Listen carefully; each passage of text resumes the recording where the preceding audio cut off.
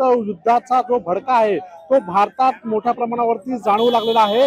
Gas पुरवठ्याचा मोठा तुटवडा सध्या भारतात जाणवतोय। मी सध्या सानपाडा नवी मुंबई या ठिकाणी आहे आणि या ठिकाणी आपण पाहू शकता की मोठ्या प्रमाणावरती गॅसचा तुटवडा पडल्याने गॅस एजन्सीच्या बाहेर मोठ्या प्रमाणावरती नागरिकांनी लाईन लावलेली पाहायला मिळत आहे। तब्बल 1 ते 2 किलोमीटरच्या रांगा ज्या आहेत त्या गॅस एजन्सीच्या बाहेर लागलेल्या पाहायला मिळत आहेत।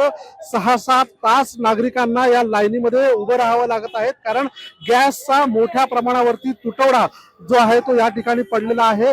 गॅस मिळत नाही आहे, त्यामुळे मोठ्या प्रमाणावरती लाईन जी आहे ती या ठिकाणी लागलेली पाहायला मिळते। गॅस अनेक जे नागरिक आहेत त्यांचा गॅस संपलेला आहे, मात्र गॅसच उपलब्ध होत नसल्याने सकाळपासून जे आहे ते गॅस एजन्सीच्या बाहेर नागरिक जे लाईन जे आहे ते लावताना पाहायला मिळते। सकाळ पहाटेपासूनच मोठी गर्दी नागरिकांची या ठिकाणी पाहायला मिळते आणि गॅसचा तुटवडा पडल्याने हा सगळा जो नागरिकांची गर्दी 1-1, 2-2 किलोमीटरच्या लाईनी या गॅस एजन्सीच्या बाहेर आपल्याला पाहायला मिळत आहेत।